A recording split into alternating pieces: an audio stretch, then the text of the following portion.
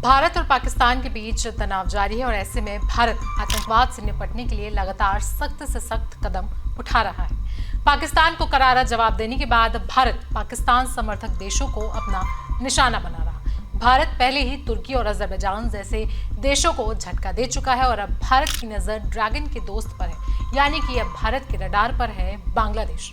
हाल ही में भारत ने इतना बड़ा कदम उठाया है जिससे बांग्लादेश की इकोनॉमी पर तगड़ा असर पड़ने वाला है।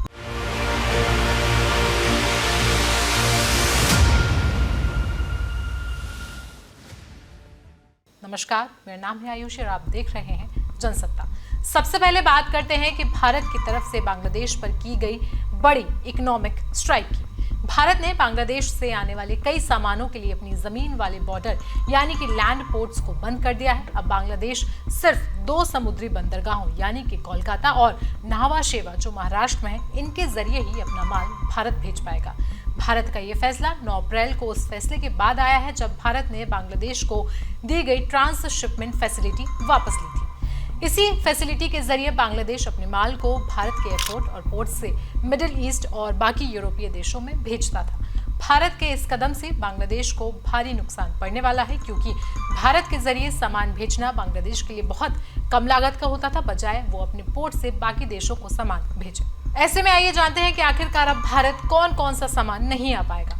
भारत ने 17 मई से बांग्लादेश से आने वाले रेडीमेड कपड़े, प्रोसेस्ड फूड और कई और चीजों पर लैंड पोर्ट से बैन लगा दिया है। DGFT यानी कि director general of foreign trade की तरफ से जारी नोटिफिकेशन के मुताबिक अब इन चीजों को सिर्फ कोलकाता और न्हावा शेवा पोर्ट से ही भारत लाया जा सकेगा। GTRI का एक आंकलन बताता है कि बांग्लादेश को भारत के इस कदम से बहुत बड़ा झटका लगने वाला है। ग्लोबल ट्रेड रिसर्च इनिशिएटिव यानी कि GTRI की एक रिपोर्ट बताती है कि इस कदम से बांग्लादेश को करीब $770 मिलियन यानी कि लगभग 9,300 करोड़ बांग्लादेशी टके का नुकसान हो सकता है। रेडीमेड कपड़ों की बात करें तो अकेले इसका कारोबार $618 मिलियन का है, जो अब सिर्फ 2 पोर्ट्स के जरिए ही हो पाएगा। इसका मतलब है कि बांग्लादेश के लिए लागत बढ़ने वाली है, मुनाफा घटने वाला है और कई ट्रेड रूट अब बंद होने वाले। अब सवाल आता है कि आखिरकार भारत ने इतना बड़ा फैसला क्यों लिया। इसके 2 मुख्य कारण हैं। सबसे पहले आपको बताते हैं कि बांग्लादेश के नेता मोहम्मद यूनुस की चीन में बयानबाजी। यूनुस ने चीन में बयान दिया था कि भारत के नॉर्थ ईस्ट राज्य बांग्लादेश पर निर्भर है और बांग्लादेश को हिंद महासागर का गेटवे बताया था। उन्होंने चीन को खुलेआम बांग्लादेश के ट्रेड रूट इस्तेमाल करने का न्योता भी दिया था, जिसके बाद भारत ने इसे सीधा स्ट्रेटेजिक चैलेंज माना और जवाब में बांग्लादेश के खिलाफ ही एक्शन ले डाला। दूसरा है बांग्लादेश के खुद के व्यापार प्रतिबंध। बांग्लादेश ने ही पिछले कुछ महीनों में भारत के धागे और कई दूसरे प्रोडक्ट्स पर बैन लगाया। अप्रैल 2025 में ढाका ने 5 लैंड पोर्ट से भारतीय सामानों के आने पर रोक लगाई थी। साथ ही भारतीय माल पर 1.8% प्रति टन प्रति किलोमीटर ट्रांजिट फीस भी बांग्लादेश की ओर से लगाई गई थी। ऐसे में आइए जानते हैं कि भारत के इस कदम पर अब बांग्लादेश ने क्या प्रतिक्रिया दी है। मोहम्मद यूनुस की अंतरिम सरकार के एक सलाहकार ने भारत द्वारा बांग्लादेशी सामानों के लैंड पोर्ट्स में आयात पर लगाए गए प्रतिबंधों पर प्रतिक्रिया दी।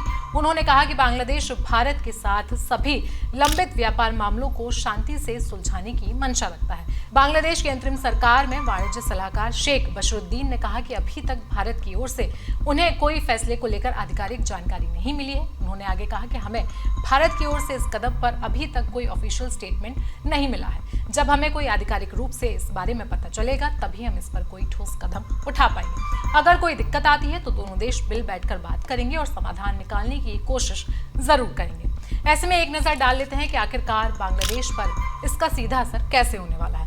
अब बांग्लादेश को अपना माल भारत भेजने के लिए कोलकाता या फिर न्हावा शेवा बंदरगाह पहुंचाना होगा, जिससे उसे ज्यादा पैसा खर्च करना पड़ेगा, समय भी ज्यादा लगेगा और तो और इससे छोटे व्यापारियों को भी भारी नुकसान झेलना पड़ेगा। सीधे शब्दों में कहें तो भारत ने ये चाल चलकर बांग्लादेश को ये साफ संदेश दिया है कि अगर तुम हमारे खिलाफ जाओगे तो चीन के इशारे पर काम करोगे तो तुम्हें किसी न किसी रूप से इसकी कीमत चुकानी होगी। तो भारत द्वारा लिए गए इस कदम पर आपकी राय क्या है, आप हमें कमेंट सेक्शन में जरूर बताएं। साथ ही साथ देश दुनिया की बाकी खबरों के लिए जुड़े रहें जनसत्ता के साथ।